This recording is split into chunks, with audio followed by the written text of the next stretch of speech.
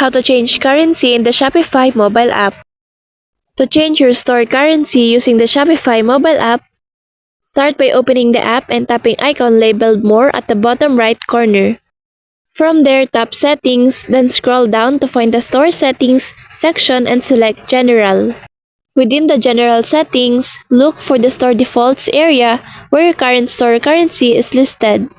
Tap the three dots next to your currency, then select Change Store Currency. A list of available currencies will appear.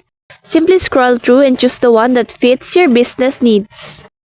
Once you've selected your preferred currency, tap Save to confirm the change. Keep in mind that once you make your first sale, changing your currency later may require contacting Shopify support. So it's best to finalize your decision before launching.